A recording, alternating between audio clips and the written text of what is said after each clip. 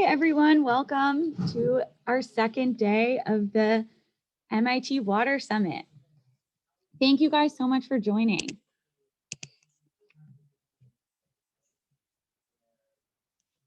It's so great to see many of you again from yesterday. And for those of you who are just joining us today, on behalf of the MIT Water Club, we'd love to welcome you to the summit. Yesterday, we had an amazing set of speakers who highlighted various issues, challenges, and knowledge gaps regarding equal access to clean water. Today, we will continue the summit with a number of presentations and panels, which will illuminate resilience in water, food, and energy. Today, we also have the kickoff event for the Water Innovation Prize later this afternoon, which will happen at 4 p.m. Eastern Standard Time. More information on this event can be found at mitwaterinnovation.org.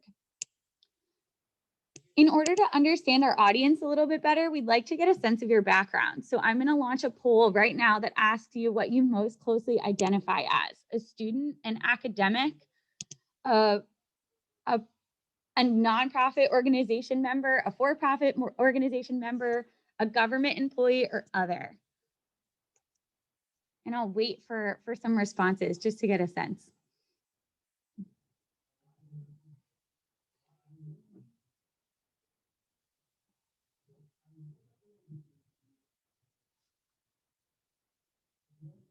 This is great. We have such a good mix. And by the way, for anyone who wants to share what other might be, you can feel free to do so in the Q&A section. Okay, just a few more seconds and I'll share the results. This is great. We have a wide group. We have such a broad audience. It's very exciting. And here we go. So most people are students, but we have a great mix of researchers, nonprofits, for-profits, government employees, and then other who hopefully will share what the other might be.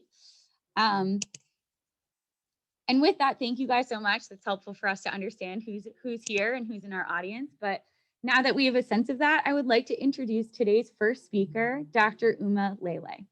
Dr. Uma Lele is the president-elect of the International Association of Agricultural Economists and an international policy expert.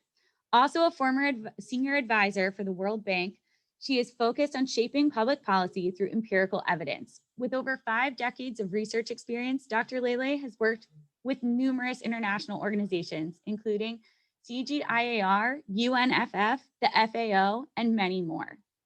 Throughout her talk, you can ask questions via the Q&A function, which can be found at the bottom of your Zoom webinar window. You can also upvote other participants' questions. We will be addressing these questions in the second part of the session. It's now with great pleasure that I invite Dr. Uma Lele to give her keynote presentation.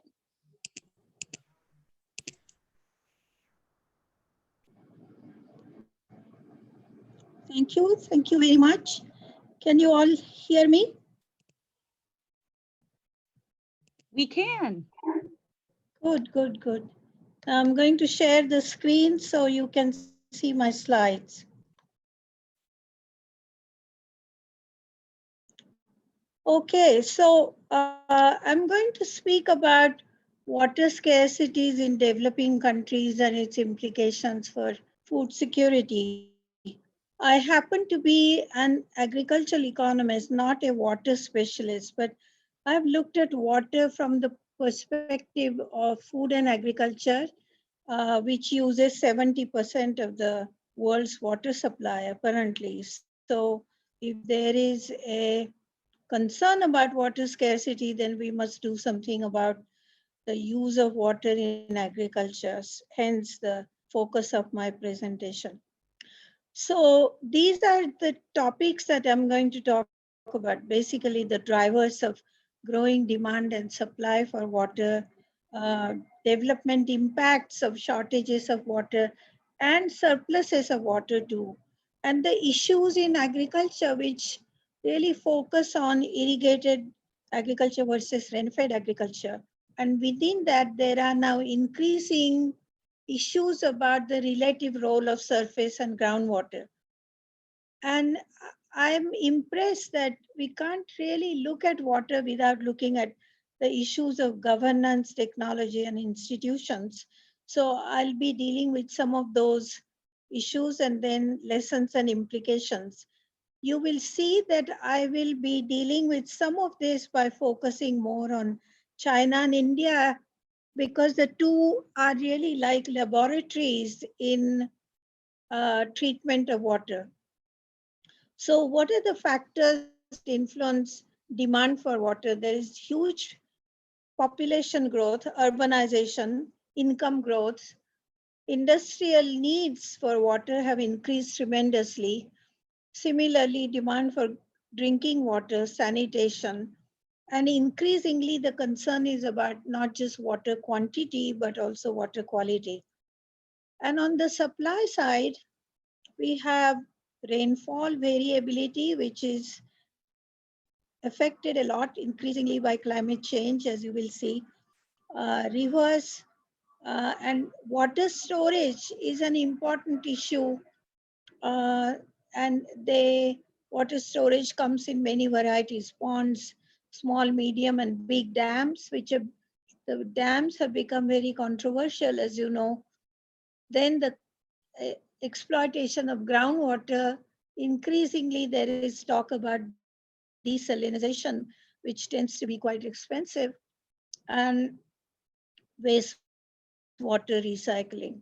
So you can see what is happening to population growth.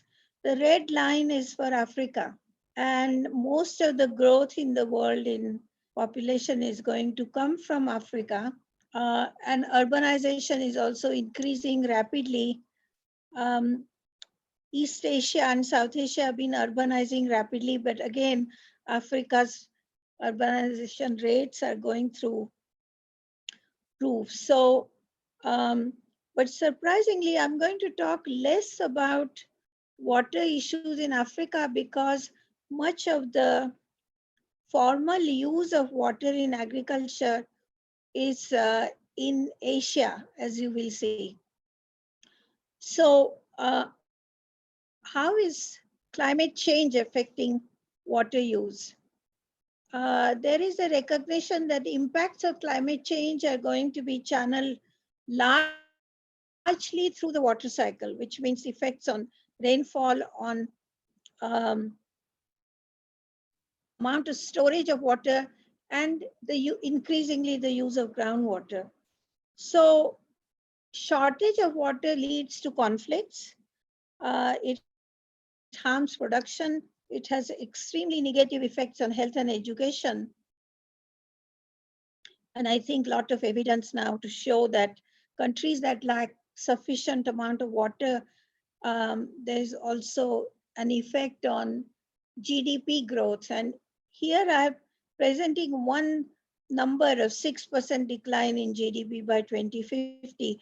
But quite frankly, there are a lot of different kinds of numbers and projections on what water shortage will do to growth in general. And the less growth there is also less poverty reduction. So we should see this relationship between economic growth and poverty reduction and the role of water in economic growth.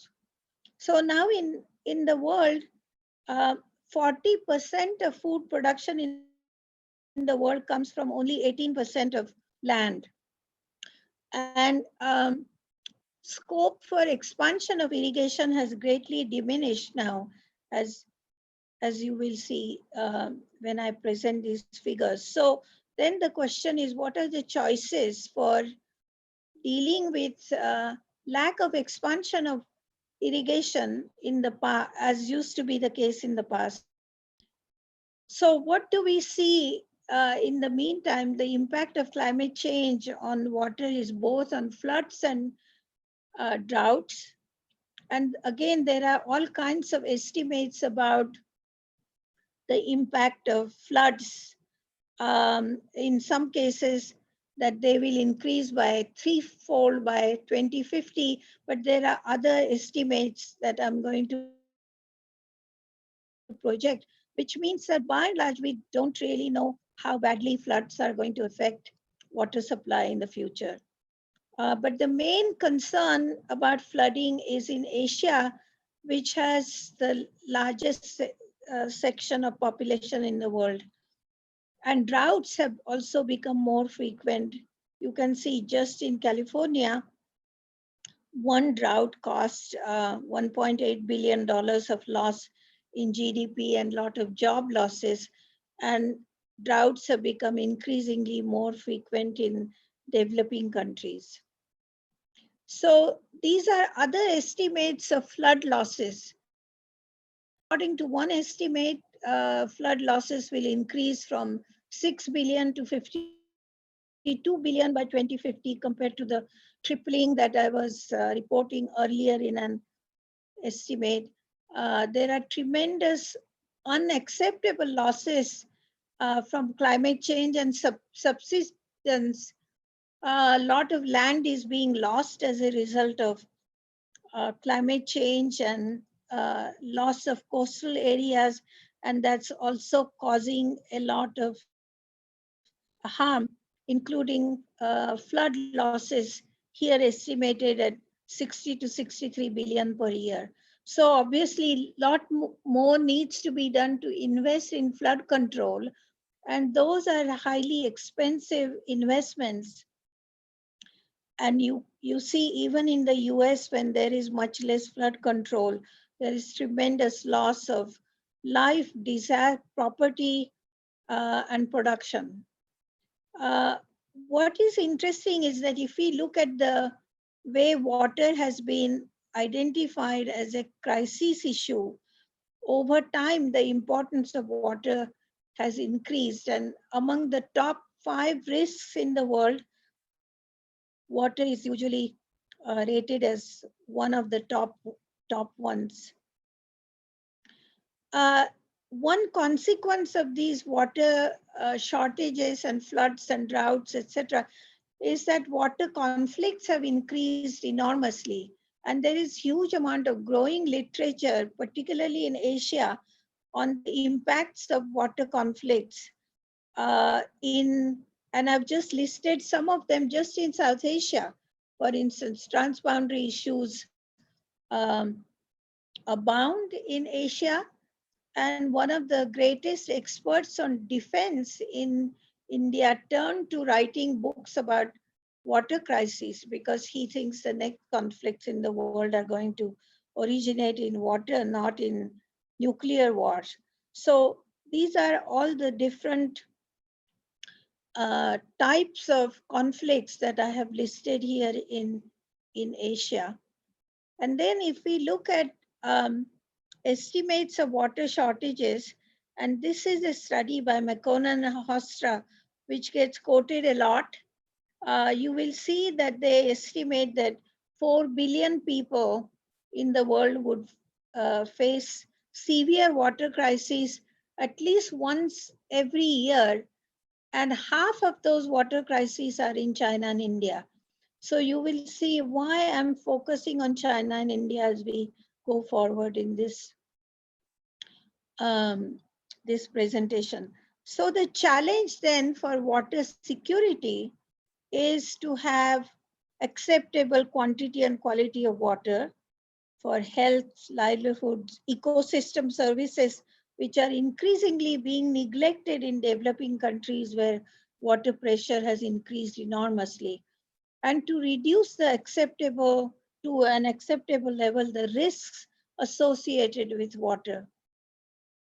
Now, one of the other complexities about water is that um, issues exist at many different levels and they interact with each other. So the whole idea of the nested levels of water challenges is very important to recognize. There is competition between agriculture and cities, between farm use and basins at large, and international issues at transboundary level, which I presented in the earlier slide.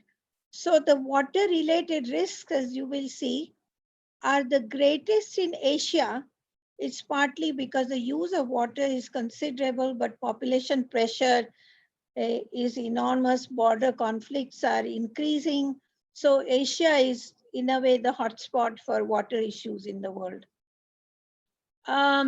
and we talked about the slow growth of economic growth as a result of water. And in countries that use water a lot, you can see the impact of that in countries. But here are countries in Africa that have very little formal use of water and institutions. Only 3 to 6% of the total water use in agriculture is in Africa. But the water stress is enormous. And so low growth in Africa in a way can be described as a result of pressure on water in the African continent as well as in Afghanistan, for instance.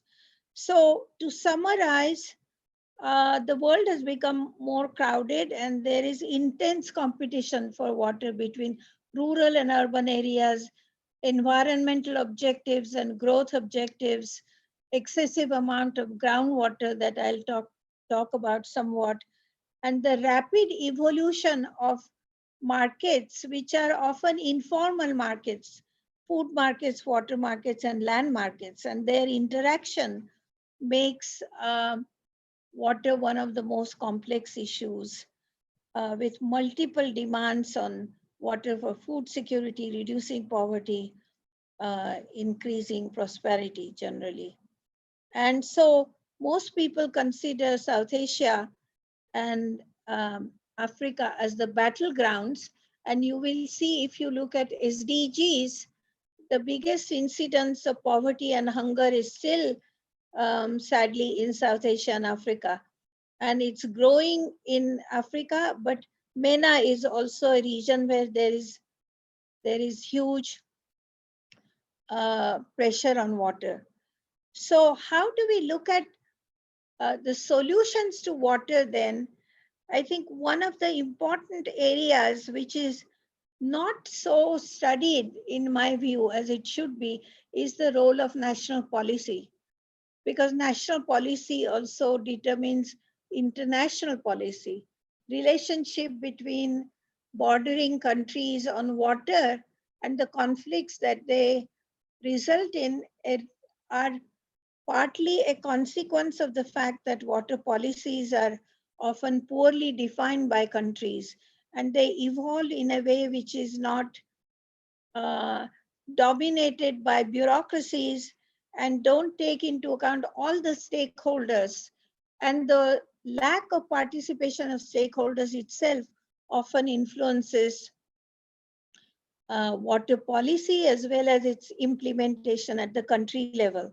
So in my view, it is quite important to understand what the role of country policies is and how they affect productivity of water at multiple levels, how they affect all populations, how they affect predictability and stability of supplies of food and water quality, water flows. And we need to tailor instruments to fit these different objectives.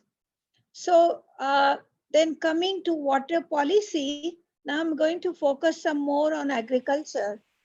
And I've been saying for a long time that one of the challenges for water in agriculture is that in the past, people focused only on increasing production of water for agriculture, focusing on cereals.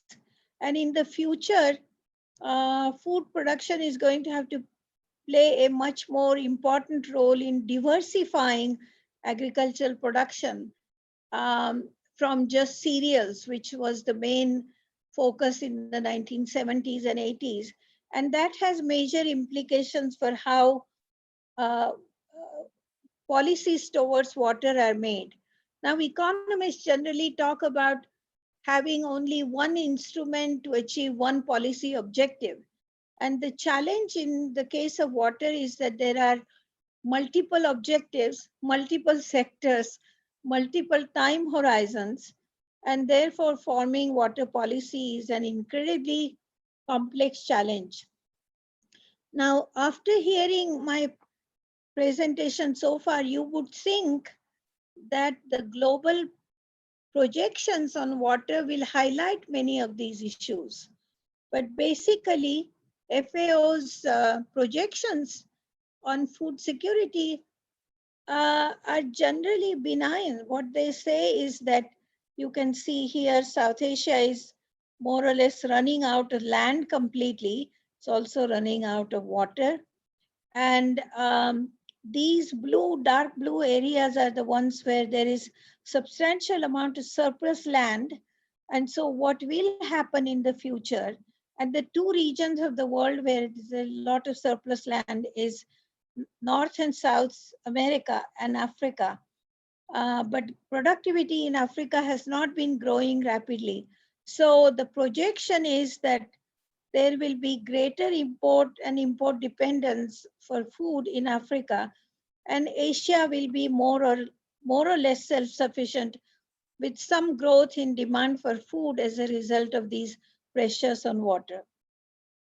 So now I'm going to focus on the role of water policies in China and India, because majority of irrigation in the world historically has been in China and India. And the two countries have evolved very differently. They have many things in common with each other. Their populations are more or less similar. You will see their area under irrigation is more or less similar, but they have pursued very different paths in water policy and in agricultural policy. And so I'm focusing on 5 different dimensions of this water policy. I argue that China has a much more holistic, overarching strategy towards water compared to India. And I'll explain the reasons why.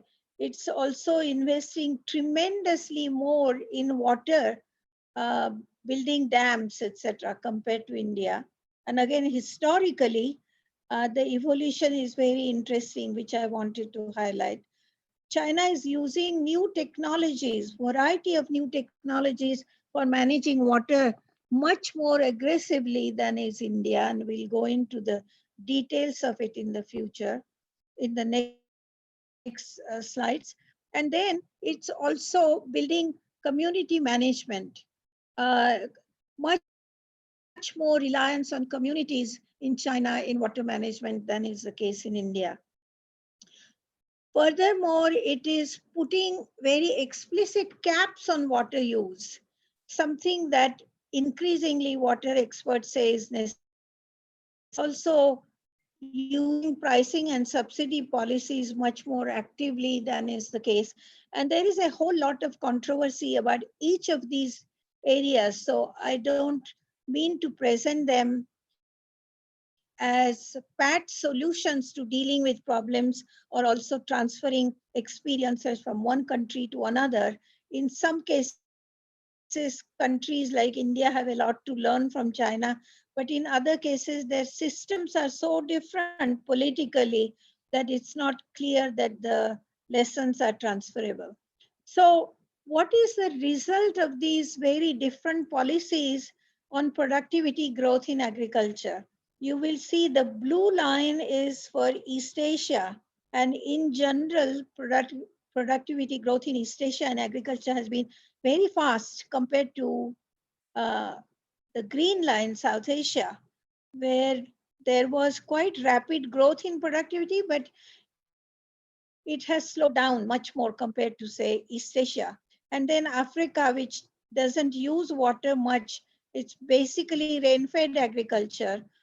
Productivity growth has been much lower, and you can see why. With rapid population growth, there is likely to be much greater demand for imports in Africa compared to other parts of the world. So now this slide is interesting because in terms of area under cultivation, cultivation that is irrigated, India was India's growth of irrigated area has been very rapid, and especially from the 90s, you can see there has been a huge growth in irrigated area in India.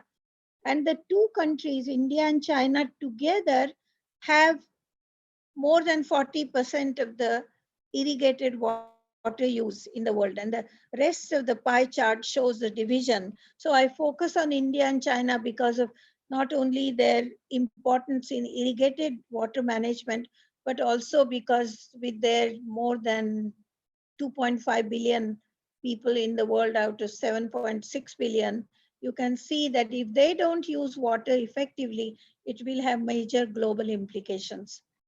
Now, I'm a great fan of an economist named Pranab Bardhan, who writes a lot um, on institutions and policies. And he's written several books on China and India. And his main argument is that China has some special positive features in its governance, something that India lacks or other countries, other developing countries lack.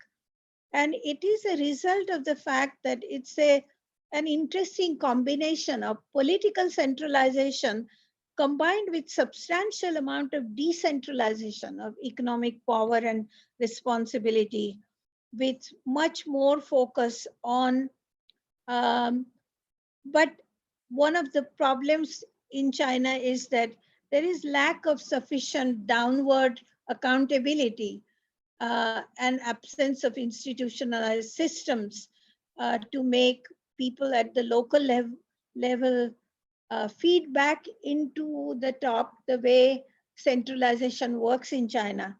This is a sharp contrast to countries like India, and you will see the impact of all this in the way water is managed. So I tend to be fascinated by Bardhan's writings, and it's been a source of inspiration for my understanding how water is managed in the two countries. So my argument here is that China in general has pursued far more holistic policies towards water management. And in a way, it's also partly a result of its constitution, the way water is a central responsibility. But you can see that these are the many different policies that China is using here. I'm not going to read all of this, but it's just so that you get a sense of the key issues in water management in China. Another interesting framework to understand water is to understand Eleanor Ostrom's work. She did a lot of work on resource management of water, forestry, etc. And she identifies 8 different rules for being able to manage natural resources much more effectively. And they are that group boundaries are much better defined, clearly defined. There are governing rules which understand local needs. Most individuals that are affected by these rules play a role in defining and implementing and modifying those rules. Um, Community members are important in devising these rules. There is clear monitoring and uh, impact assessment of how these rules are being applied. There is a system of sanctions for not following the rules, and community members play a role in active conflict resolution. You will see, I argue that conflict resolution is very poorly managed in democratic systems, including in India. So coming back to the 5 different differences that I point out between China and India, you can see the amount of resources the Chinese are investing in dams, for instance, this tremendous growth. And it was so large, more than $100 billion in 2017, and starting with fairly low levels earlier, that I could not even present South Asian, India's investments in irrigation compared to China's because the scales are so different. India is spending $12 billion a year in its 5th 5-year plan compared to 100 billion by the Chinese. And that means its storage capacity is substantially higher than India's. We'll come to that in a minute. Uh, this is the growth in surface irrigation in India. And you can see that surface irrigation was growing very rapidly, as you saw in the earlier figure. But then from the end of 1990s, there has somehow been a failure in the implementation of surface irrigation systems in India. And in a way, it's kind of challenging because India inherited a very large surface irrigation system at the time of colonialism, and it has had a long history of using surface irrigation.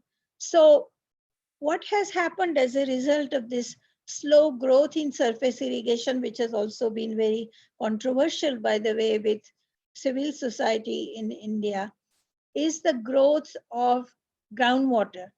And these, what look like little pock marks, are each dot represents 5,000 tube wells. And I think the last time I looked at the numbers, India had some 25 million tube wells. So where it has failed to provide water through surface irrigation, it has relied more and more on tube wells as a way of supplying water for agriculture as well as other uses. Another interesting characteristic of India is that the western part of India, and you can see from this line, is well endowed with power. And the eastern part of India, which has tremendous amount of water potential, but in general, it's less endowed with electricity, physical infrastructure, etc. And so for the last 50 years, there's been discussion at the policy level in India that India needs to move from the western part of India, which has turned out to be its breadbasket, Punjab, Haryana, in the north, as you can see, to the east, where there's a lot of potential, lot of water, but lack of infrastructure and lack of institutional development. So while there's been a lot of policy talk about moving east, in practice, there has been relatively little progress in changing the structure of production from the west to the east. And most of the growth in irrigation is, including in tube wells, by the way, has been in western part of India. Let me see, can I? So people in India, both the policy makers have actively promoted groundwater, and they've described the advantages of groundwater in India is that farmer is fully control of the water. These are small scale investments. Small farmers can manage it. Groundwater is much less expensive compared to dams and canals. The implementation is faster. Water motor pumps can be used. So all these different kinds of advantages of groundwater. It's available throughout the year. It enables intensification and diversification of agriculture. It avoids famines, etc., etc. So all these reasons, which have been advanced over time for the growth of groundwater. Now there is another interesting concept in that people specializing in water have been using, which is the so-called Javen's paradox, which means that if use of a particular innovation is very effective and profitable, the paradox is that everybody will start investing in that innovation. And as a result, at the macro level, there will be a problem of unsustainability. And so you can see the Javen's paradox in a way operating in India in the case of groundwater. That growth of groundwater has increased a lot, and it is leading to issues of sustainability at many levels. And policymakers in India have identified all these weaknesses weaknesses in policy making in India, which they say are at the heart of why there are these um, there's a crisis of uh, irrigation, groundwater irrigation. So, will India be able to deal with its policy reforms in a decentralized democracy, unlike in China, where I think promoting groundwater use because it is profitable for a large number of small farmers is politically very attractive, but it's not something that is necessarily controllable in a democratic system. And the big difference between, say, China and India is that um, the responsibility for water management in India is the responsibility of the states, not the central government. Whereas in China, the central government is, I mean, the paradox in China is that the central government is very much in charge of water policy, but at the same time, it has done a great deal more to build the capacity of state levels and below to to make decisions which are in the larger interest of sustainability of water. Now, whether that is happening or not, I don't know. But my sense is that compared to the situation in India, which I outline here, subsidies, rebound effects of Javan's in promoting drip irrigation, which leads to increased profitability of investment in agriculture and water. And then the better of farmers end up benefiting from all this. Now, another new innovation in terms of technological change is solar energy. And there is very substantial enthusiasm about the fact that solar energy would make energy much more easily accessible to people in situations where eh, formal utilities have not been expanding their energy supply and creating a lot of shortages. So the idea is promote as much solar energy as you can. The unit at which it is produced is now declined, costs have declined, and so solar energy has become very popular all over South Asia. And what you see is that it's also a mix. In a way, it has a lot of benefits, but it's also a curse in terms of managing water at the macro level. The lack of sustainability of water use in agriculture is caused in a way by the promotion of solar energy. And I'll try to explain some of that here. What happens is there are some pilot projects which have been developed in India, which are very imaginative. What they say is that when there is tremendous amount of shortage of water,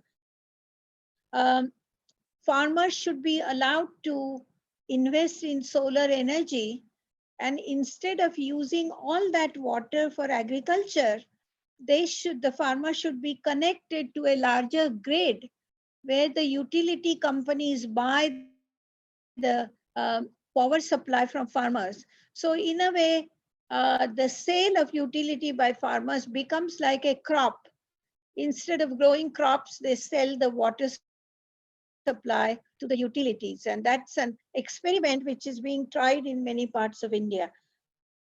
But in reality, it's not taking off at the scaled up level as it is necessary, because utility companies are reluctant to deal with large number of small farmers buying their electricity supply. And many of the utility companies are financially in distress, and they don't want to take on new commitments to buy power from farmers. So what is the result of it? Farmers have this solar energy supply, and you can see water goes to waste.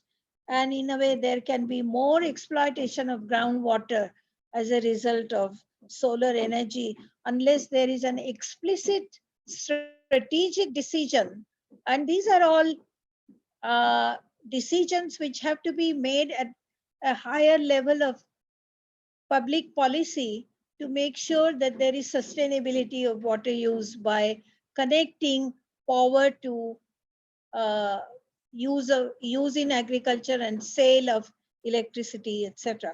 So complex challenges to be faced. Now, I presented these kinds of ideas to various colleagues who are experts in water management, and I'm not. And these are their comments. I'm not going to read them to you, but in general, they say that there is no question that China is responding very differently to water problems than India. Differently is a neutral word, so they don't have to say it's a better or more effective, it's just different. China is also using water management, water accounting much more. It's using remote sensing a lot more than India. And there is a very good paper that has just come out of University of Nebraska, which says that there are all kinds of issues in how reliable remote sensing is in being able to detect changes in water bodies, etc. Nevertheless, if it is used at many different levels, as the Chinese are doing, at the aggregate level, as well as giving communities of farmers the wherewithal to be able to do remote sensing, then I think they are a little ahead of India, both technologically as well as in terms of institutions, in being able to use water accounting for decision making, modern technologies, etc. So I think one of these colleagues says that only Israel has been able to be successful in managing these technologies, and China has allowed experiments, but one is not yet quite clear as to how effective China is. It certainly seems to be more effective in my view, but it's also spending massive amount of resources uh, to uh, to manage its water. I'm just very briefly going to discuss the differences between India and Africa, because there is growing talk about farmer-led irrigation in Africa and a lot of enthusiasm for it. So I think one thing I like to caution people about looking at the Indian experience is that there are huge number of prerequisites that are needed to make sure that if groundwater is promoted on a large scale, that the country has the political will, the institutional capacity, the technologies and knowledge in order to be able to manage groundwater and small scale farmer-led irrigation much more effectively than we think it appears on the surface. In terms of small scale management is often very appealing to people, but there are a number of policy issues, institutional and technological issues that need to be taken into account. So the recent examples are from Ethiopia, where IMI has produced a paper which shows that Ethiopia is using its small scale water irrigating farms, etc., much more effectively. What will happen in the long run, because Africa is at a much lower stage of water development compared to India, is not very clear. So these are a few summary findings that I have listed here. One is that water accounting is critical, and it's critical at many different levels, from the farm level to the basin level to the national and international level, because many of the conflicts, say between India and Bangladesh, China and India, are a result of the fact that countries are using their water not necessarily that cognizant of how water is being used and what it means to manage water much more effectively. Then there are many multiple measures of water accounting. I think those of you who are in engineering know much more about it than I do, and I'm not going to spend a lot of time elaborating on them. But there are pros and cons of these different measures of water accounting, and people who are interested in water need to look at these different measures and their implications for policy. Because in many cases, for instance, in China, when China introduces caps in water management, they are using the different measures of how water is being used. And if it is not accurately measured, then farmers end up paying the price for it, etc. So there are number of complications in using technologies and implications for institutions and policies. And there are also controversial issues about pricing of water.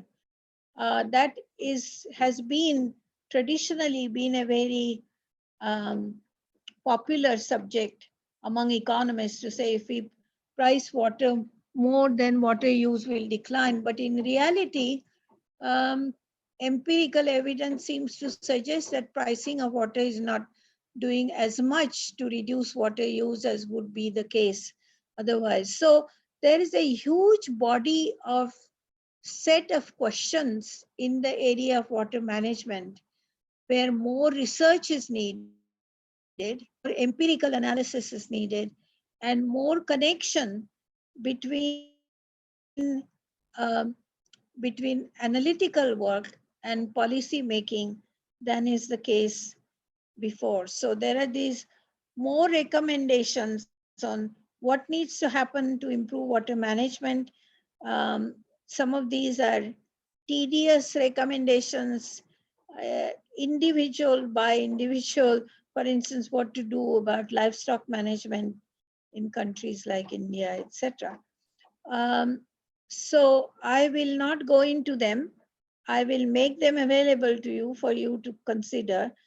And these are the people I consulted. They are not responsible for anything I'm saying, but I've learned a lot from it. So if you want to learn more about water management, you should look at their publications. Thank you very much. I hope this was useful, and I'm happy to answer questions. Great. Thank you so much, Dr. Lele. We do have a bunch of questions that came into the chat. So let's just jump into a couple of them. See questions. Yeah, so Susan Murcott asks, states, the Pacific Institute has done an important work on instances throughout history of water cooperation and water conflict. What they found is that there are many more instances of cooperation throughout history. So what are your thoughts on an emphasis on water conflict, for example, between China and India, and an oversight regarding water cooperation? Well, that's a very good question. As you know, currently there are lots of conflicts going on between China and India, including border conflict on high in the Himalayas. So whether this is a very good time to deal with issues of water conflicts between India and China, I don't know. And both countries have been very reluctant to have outside outsiders get involved in their dealing of water conflicts. That's also true for Pakistan and India, for instance. Okay. The famous water agreement that the World Bank negotiated in 1960 between Pakistan and India, which still holds, by the way. But if I ask my colleagues in the bank, will there be possibility of the World Bank playing a role in reducing, coming to an agreement between Pakistan and India, China and India in water conflicts? The answer typically tends to be decidedly no. So I think these countries are going to have to deal with their own problems in their own way. They're going to have to develop substantial amount of capacity in their own countries to understand the problems, but also in diplomacy. By the way, diplomacy is so important in water conflicts, and I don't know whether there is enough of it. But interesting that the defense expert in India decided to deal with issues of water conflict. So lot more scope to address these issues, but they don't exist only cross-border. Within India, the number of conflicts across district borders, across state borders have increased a lot. And that is because of the pressure on water. So how that will be dealt with, I have no idea. Yeah, that's great. No, thank you. Another attendee asked, well, first they state great talk. Yes, it was great talk. And given that groundwater levels are declining rapidly across India, why has the response been so low from the government? So slow from the government? Um, I I think in fairness, I would have to say the response is not slow or low. The problem is that they're not really dealing with the holistic problem of, for instance, putting caps on water use is quite a common feature in China. Now, in a democratic system, it's not that easy for local politicians who get elected based on increasing farmers' incomes and increasing productivity and improving food security to tell the farming community that they ought to put caps on water use. Now, Punjab, Haryana are very good examples in a different way. As you know, they burn a lot of their straw in just before winter starts, and that leads to tremendous amount of pollution. But can the government impose rules which say no more burning of straw because it's causing pollutions?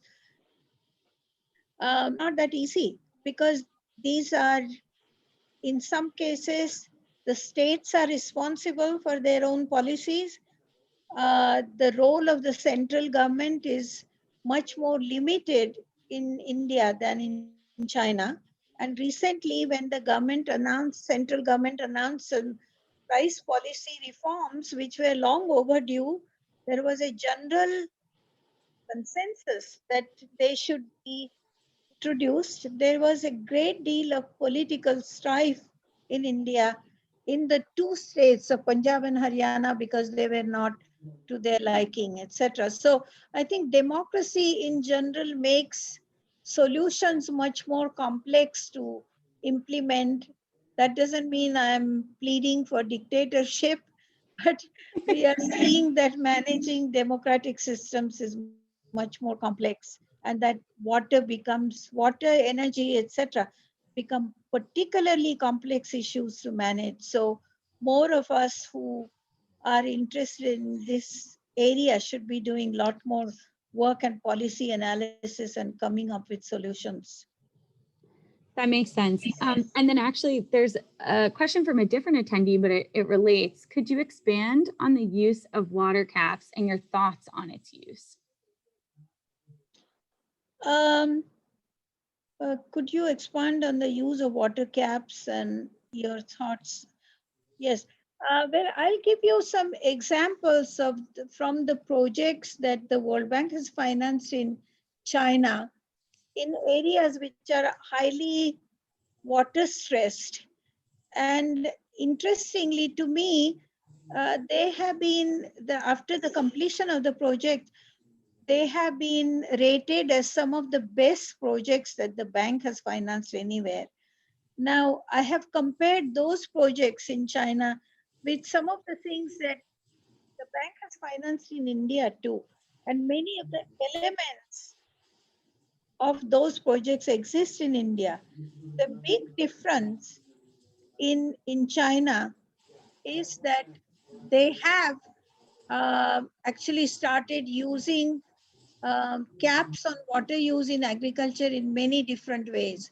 For instance, they measure evapotranspiration of crops, uh, and then they decide on the cropping patterns based on which crops are using more water compared to which other crops. And in this particular area, for instance, they did two things. One, they retired a lot of land which was really very stressed in terms of water use, and created non-farm employment.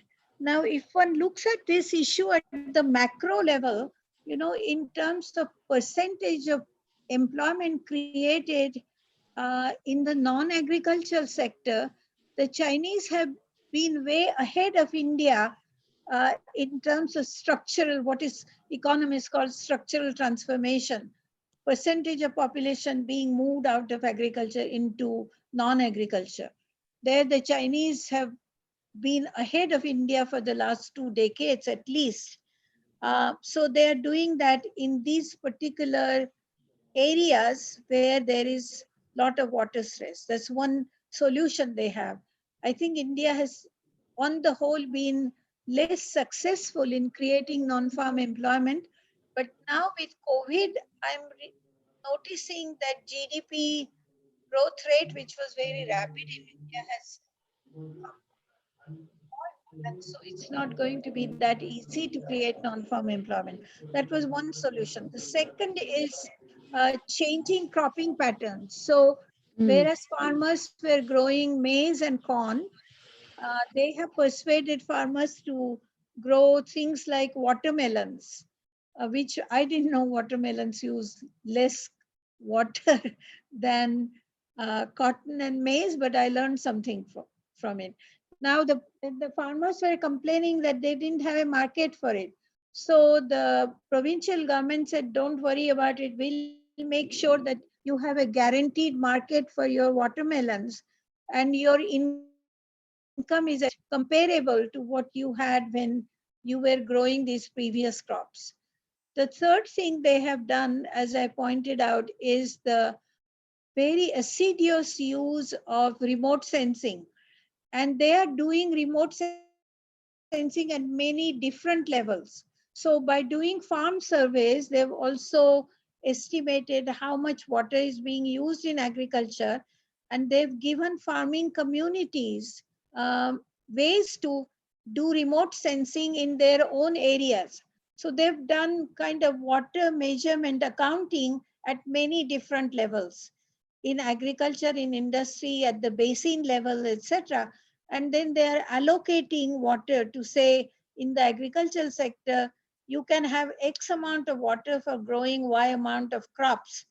And these are the crops which seem to be water saving compared to water using, etc. So that is why I call it a holistic approach, because they're using many different instruments of water management. They're also creating much more awareness among farmers of why they need to use less water, etc. And having worked in China for many years off and on, my sense is that the Chinese society, even at the local level, is much less stratified than the Indian society. And therefore, it is much easier to get cooperation among groups of farmers at the community level. They're also much more used to following orders and rules than is the case in India, unfortunately. So I think, you know, there are all these very complex differences between countries in terms of use of technology, use of a holistic approach, etc. And certain elements of that are being used in India with some positive effects, but not the use of caps and finding markets for farmers. Farmers organizations are not as well developed in India as they are in China. There's another question that I think we have time for. Thank you so much for that answer, by the way. That was great. From James Uckland, he says, Curious whether you think principles of equity and equality should be included in water policy, especially in a country like India where class stratification is so acute, i.e. should being better off mean better access to better water? And he says, thanks, I'm learning a lot. Yeah, that's, I think Tushar Shah, who is a great scholar of groundwater use in India, and he's written a famous book called Managing Groundwater Anarchy in India. He talks about these issues of inequity.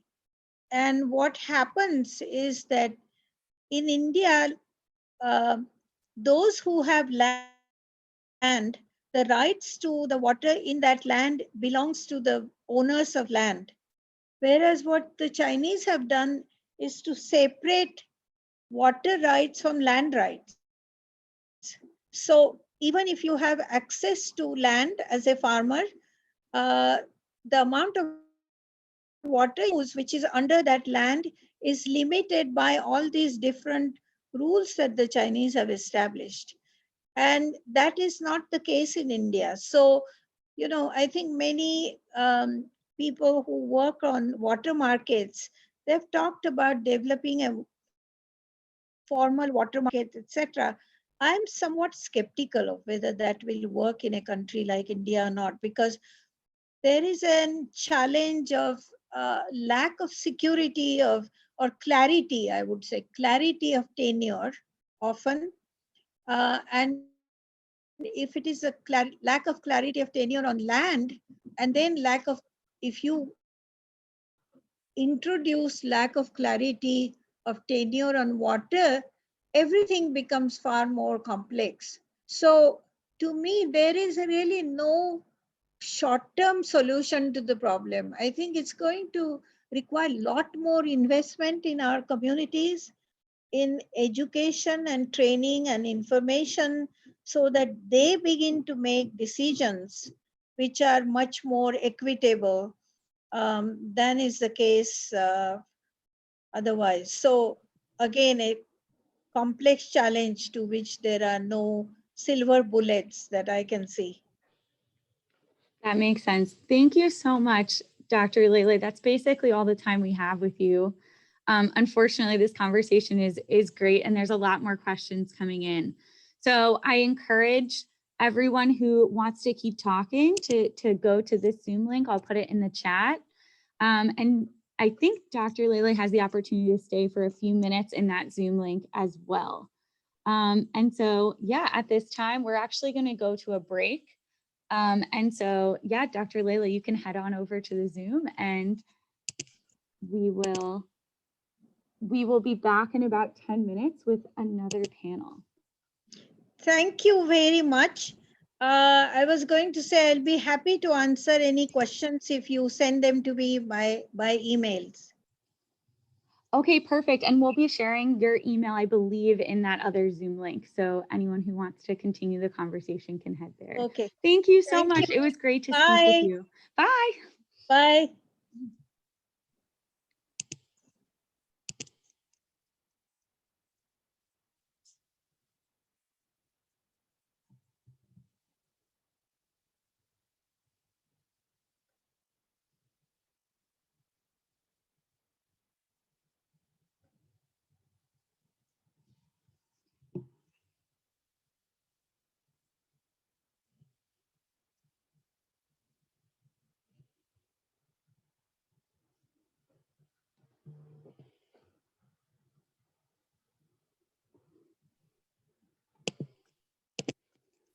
Hi, Grace. Hello. Hi. Thank you so much for joining.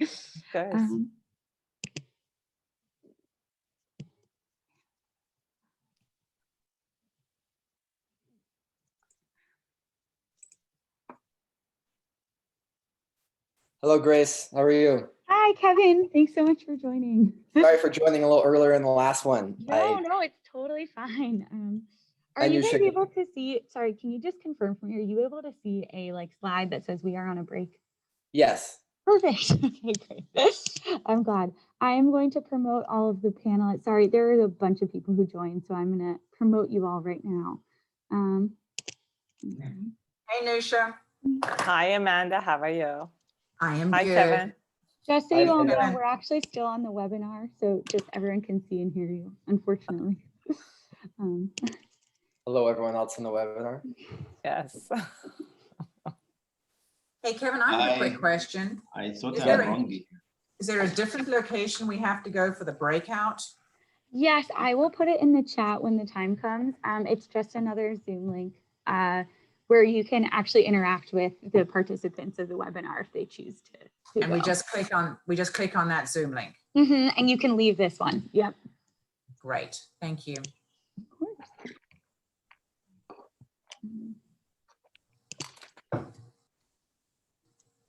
And I think you're all here, so thank you so much for being so punctual. No problem.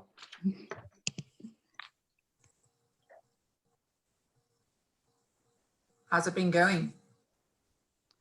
It's been going really well. It's my first Zoom webinar, so it's a little stressful getting all the technology right. And the panelists coming and going is a bit of a challenge, but I think it's going really well. The conversations have been fantastic. So we've been so lucky.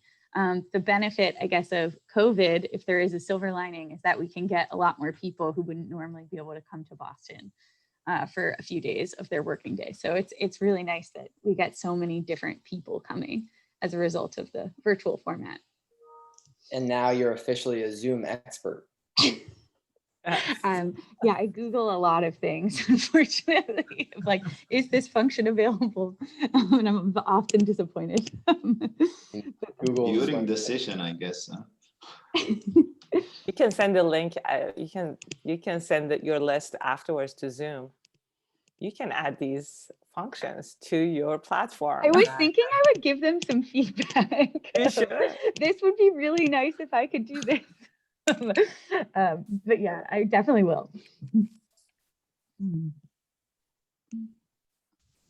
There was one I was on recently that it just wasn't working. It wasn't Teams, it wasn't Zoom. Somebody had another one. And so ultimately we picked up the phone and talked to each other the old fashioned way. We were meant to be